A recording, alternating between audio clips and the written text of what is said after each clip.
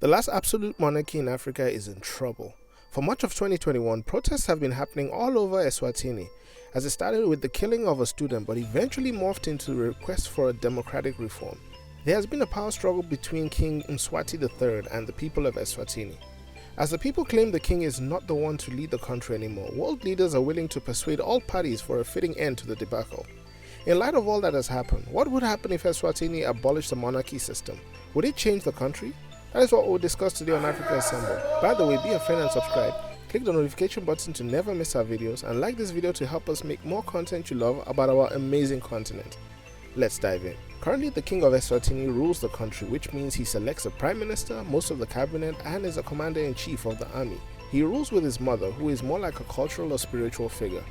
This gives the king the power to do almost anything he wants, as his lavish lifestyle, in contrast to the majority of the Eswatini population, can be shocking.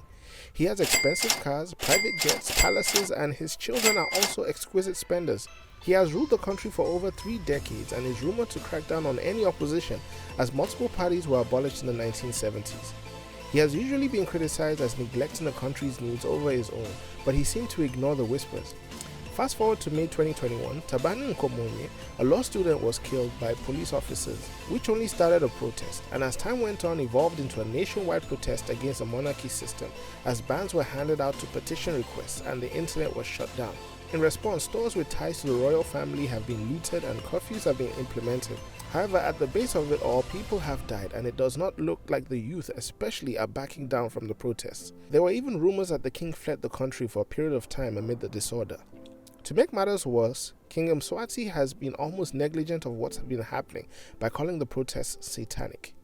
Initially, the people of Eswatini were calling for some sort of political change, giving the king a more cultural status. However, sentiment has changed as the people are asking for the king to step down completely, converting the country to a democratic nation. Abolishing the monarchy system in Eswatini would not be easy. The people of Eswatini could not just wake up one morning and get rid of their king.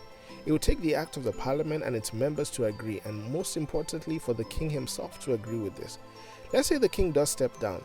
There would have to be an interim president as the nation sets up its political parties, terms, constitution, and other affairs. Once those are established, the nation would begin the process of viewing each political party's views and promises and then elect a president.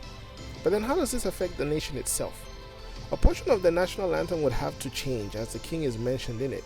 The face of their currency would also have to change as the king's face is on it as well. Someone will now be held accountable and would be obligated to answer the people on the spending of the nation.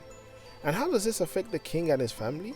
Depending on what deal is given to the royal family, it is possible they keep much of their net worth. However, the children would suddenly have to find jobs to sustain themselves. Assets of the royal family like his palace and land would be sold off to the private sector, which would further plunge Eswatini into economical crisis. In its current state, Eswatini could benefit more from the adoption of the socialist philosophy.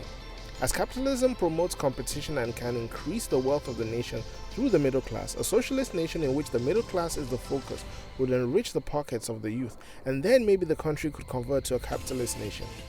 Ultimately, changing leadership could or would not change the financial status of the nation, as it's still struggling with unemployment. However, a new sense of hope will rise as the people would be able to elect who they see fit to run the country. As presidential terms are introduced, ideas would be injected to boost the livelihood of the country. But in a cruel twist, what would stop the elected leaders from being corrupt themselves? Now we turn the question to you. Would Eswatini be better at abolishing the monarchy system? Share this with a friend and drop a comment if you disagree or would like to request a video. Till then, brothers and sisters, have a nice day.